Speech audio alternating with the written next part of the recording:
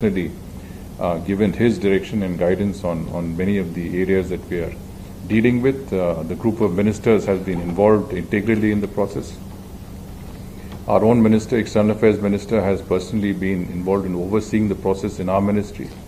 You saw that last evening or last night, late last night, he had a video conference with all of our heads of missions all over the world with the objective of not only briefing them but also directing them on what they need to do in terms of the highest priorities attached to our domestic considerations with regard to meeting the requirements of our health system today. We have, as I mentioned, prioritized certain areas. I think oxygen, liquid oxygen is one of the areas that has been a priority. We've also seen the requirement for anything that produces, equipment that produces oxygen, oxygen generators, oxygen concentrators, oxygen producing equipment, cryogenic tankers, transportation equipment for oxygen. We've also needed some urgent pharmaceutical products like remdesivir and tocilizumab, which is also a drug that is quite urgently required. Although we produce remdesivir, but given the requirements, obviously the production has not been adequate to meet the immediate shortfall. So in all of this, I think we did call upon our missions, in particular the ones that were really in countries that had the capacity to meet our priority items. This has been, as I said, it's been a very high priority. The Ministry of External Affairs has attached the greatest importance to this effort. As you're aware, we had OSD, Secretary Dammu Ravi, who's been dealing with the COVID issues. But we've also deployed a number of our younger officers to work with him. We are also expecting tomorrow and over the next couple of days, 3 flights, special flights from the United States. You would have seen that President Biden spoke to Prime Minister.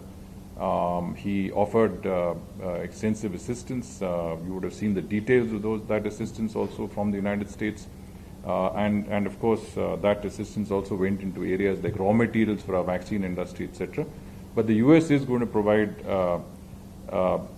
at an initial basis, at least 3 of these aircraft coming in with much needed oxygen equipment and concentrators, other areas that we need assistance. We will also have, we have a special cargo flight that is arriving tonight, I believe, from UAE, again with ventilators and carrying favipiravir medicines. Just going back quickly to the US, I talked about the 3 flights that are coming in. The first one, which is tomorrow, 2 flights tomorrow, one in the morning and one in the afternoon. And on the 3rd of May, we will have a 3rd flight. They will carry with them very large number of, as I mentioned to you, oxygen generating equipment. There will also be 2,000 oxygen concentrators, 500 oxygen cylinders, and I would say that capacity to provide 28 million liters of oxygen.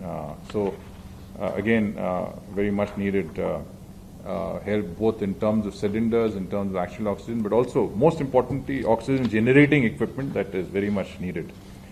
We also have a flight from Ireland coming in with 700 concentrators. France has also been very active. I think their flight will also be coming in on Saturday.